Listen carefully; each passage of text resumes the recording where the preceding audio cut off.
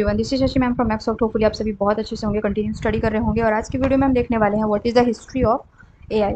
ठीक है, तो चलिए इसको स्टार्ट करते हैं। और वीडियो स्टार्ट करने से पहले अगर आप चैनल पे नए हैं तो चैनल को जरूर सब्सक्राइब कर लीजिए, बेल आइकन को हिट कर दीजिए ताकि जितने भी वीडियो अपलोड किए जाएँ उनकी नोटिफिकेशन जो है आपके तक सबसे पहले पहुँच जाए। तो यहाँ पे आज हम देखेंगे सबसे पहले कि हिस्ट्री ऑफ एआई में ये टर्म्स कहाँ से आई, कैसे हुई। तो होता क्या है कि हिस्ट्री जो है आर्टिफिशियल इंटेलिजेंस की, ये काफ़ी टाइम, बहुत पुराने टाइम से थी। लेकिन जो मॉडर्न एआई है ना हमारे पास आई है, वो कब स्टार्ट हुई है? मिड 20th सेंचुरी से। मैं पेन ले लेती हूँ पहले। तो ये आई हुई है आपके पास मिड 20th सेंचुरी से। ठीक है, अब यहाँ पे बात होती है कि ये जो कॉन्सेप्ट आया वो तो 20th सेंचुरी में आया। और इस कॉन्सेप्ट से पहले क्या हुआ था, कई बार जो हमारी ग्रीक मैथोलॉजी थी, ठीक है ना, स्टोरीज थी, उसमें मैकेनिकल मैन जो है क्रिएट किया जाता था हेपेटस के द्वारा। ठीक है ना, तो ये जो है मतलब पहले से ही लोग क्रिएट करते थे इस तरह से अपनी स्टोरीज में, ठीक है ना, फिक्शंस में, अपनी फिलॉसफी में। तो आर्टिफिशियल लाइफ को वो शो करते थे, तो ये उसी टर्म को यूज़ किया गया आगे, जो मॉडर्न एआई का रूप ले चुका है। 20th सेंचुरी जो है ना में डेवलप हुआ।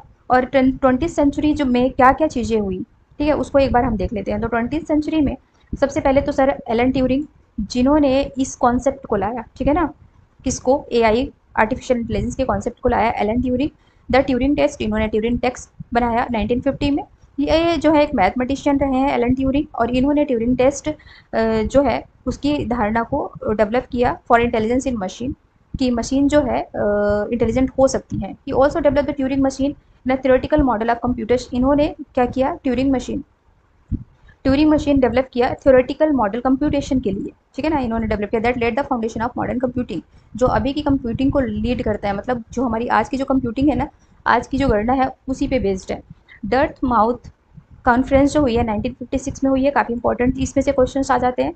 तो डर्ट माउथ कॉन्फ्रेंस जो है वो 1956 में हुआ, आप इस बात को ध्यान रखेंगे। और डर्ट माउथ कॉन्फ्रेंस में ही जो आर्टिफिशियल शब्द है इसको सबसे पहले यूज़ किया गया। और एक्चुअली यहाँ पे जो कॉन्फ्रेंस हुई थी उसमें काफ़ी सारे साइंटिस्ट थे, रिसर्चर थे, इकट्ठा हुए थे। किस काम के लिए इकट्ठा हुए थे?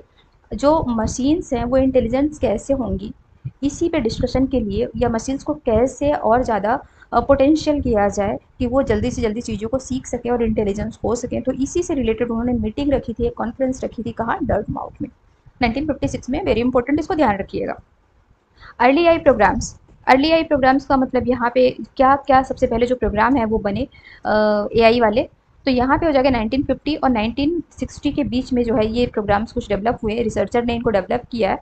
तो ये प्रोग्राम जैसे लॉजिक थ्योरिस्ट है ना, general problem solver and which demonstration था, logical reasoning and problem solving. तो ये जनरल प्रॉब्लम सॉल्वर यूज़ हुआ एंड लॉजिकल थ्योरिस्ट, ये दोनों चीज़ें जो है डेवलप हुई इस टाइम पे। इसके बाद देख लेते हैं एआई विंटर, भी एक बहुत इंपॉर्टेंट टर्म है। 1970 से लेकर के 1980 तक जो है एआई विंटर का पीरियड यहाँ पे चला। इसमें हुआ ये था कि ये जितने भी सिग्निफिकेंट चैलेंज थे एआई, मतलब जितनी भी एक कहते हैं ना गोल सेट किया जाता है कि ये काम होने चाहिए, तो उस टाइम पीरियड पे ना ये कोई भी काम नहीं हो पा रहे थे। ठीक है, 1960 और 1980 के बीच में यहाँ पे क्या था, जितने भी रिसर्चर थे वो सारे डिक्रीज हो रहे थे, कम हो रहे थे, क्योंकि कुछ भी प्रोग्रेस वहाँ पे नहीं दिख रही थी, कुछ भी नया वो इन्वेंट नहीं कर पा रहे थे इस फील्ड में। Expectations were not met leading to a period known as the AI winter. मतलब जितना भी उन्होंने एक्सपेक्ट किया था, जो भी वो बनाना चाहते थे, बिल्कुल उस टाइम पीरियड पे नहीं हो पा रहा था। कहने का मतलब ये कि 1970 टू 1980 के बीच में एआई में कोई भी जो है प्रोग्रेस नहीं हुई, आप ऐसा कह सकते हैं। Reveal and breakthrough 1990s and present. तो जो यहाँ पे एक रिवेल आया ना, वो कब आया, 1990 से अभी तक जितना भी काम हो रहा है वो जो है एक तरह से रिवेल की तरह था। और ये एआई में मतलब प्रोग्रेस और बूस्टअप हुआ यहाँ पे। तो पहला क्या है, यहाँ पे एक्सपर्ट सिस्टम डेवलप हुआ। अगर एक्सपर्ट सिस्टम है 1980 1990 में, एक्सपर्ट सिस्टम आया, allow computer to mimic and decision making ability for human expert in specific domains. Actually क्या है कि एक्सपर्ट सिस्टम जो है ये क्या करता था, कंप्यूटर को अलाउ करता था कि मिमिक करना, यानी लोगों की नकल करना और डिसीजन लेना अलाउ करता था। ठीक है ना, जैसे कि हम ह्यूमंस होते हैं, एक्सपर्ट होते हैं लोगों की नकल करने में और डिसीजन लेने में। मशीन लर्निंग जो है अब भाई देखिए, मशीन को अगर आप ह्यूमन बनाना है, उसको इंटेलिजेंट बनाना है, तो सीधी सी बात है मशीन को सीखना, लर्निंग करना सीखना होगा। ठीक है ना, लर्निंग की प्रोसेस में होनी चाहिए, तभी तो वो सीख पाएगी, अदरवाइज नहीं सीख पाएगी। With the development of neural network and algorithm capable learning from data. अब ये जो लर्निंग करेगी ना मशीन, कैसे करेगी, न्यूरल नेटवर्क के थ्रू करेगी, एल्गोरिथम्स के थ्रू करेगी। है ना। तो ये भी कॉन्सेप्ट कब आया आपका, 1990s के बाद में ही आया। Big data and computing power. Big data क्यों ज़रूरी है, कंप्यूटिंग पावर क्यों ज़रूरी है, क्योंकि जब मशीन खुद से ही डिसीजन लेगी तो उसके पास बहुत सारा डेटा होना चाहिए। जैसे हमारे पास पास्ट का डेटा होता है, फ्यूचर का जो डेटा आता है, दोनों को हम कंपैरिजन करते हैं, देन उसके बाद हम डिसीजन लेते हैं। तो मशीन के पास भी ह्यूज अमाउंट ऑफ डेटा होना चाहिए ताकि वो कंप्यूटेशन सही तरीके से कर सके, कंपैरिजन सही तरीके से कर सके और सही डेटा वहाँ पे फेच कर सके। तो AI algorithm capable processing and analysing complex data set. अगर ज़्यादा डेटा होगा तो कॉम्प्लेक्स डेटा सेट से भी वो डेटा को फैच कर लेगी। Application and commercialisation.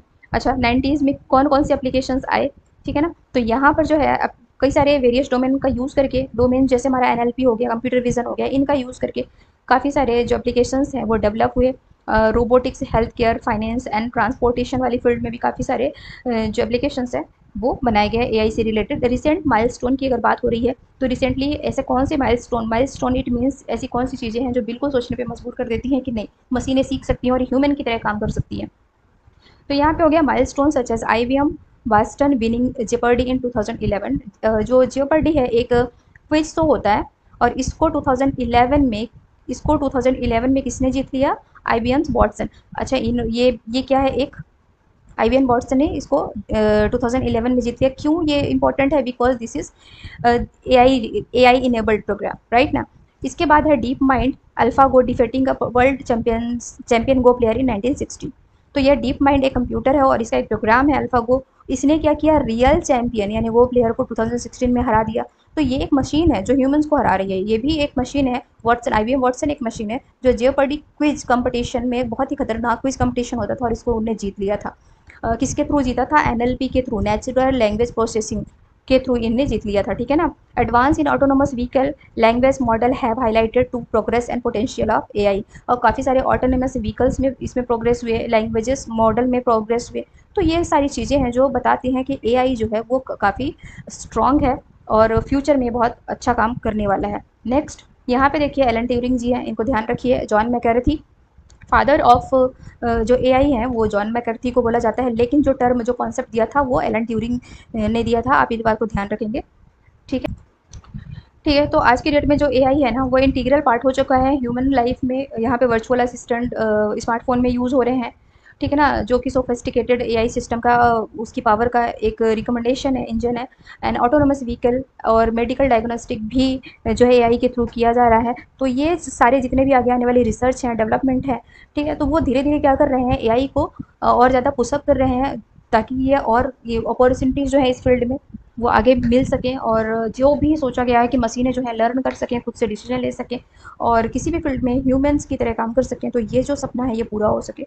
तो चलिए देख लेते हैं इससे रिलेटेड कुछ एमसीक्यूज़, है ना। और अगर आपने अच्छे से इसको पढ़ लिया है थोड़ा पॉज करके थोड़ा अच्छे से इसको बार सुन लीजिए और ताकि इसे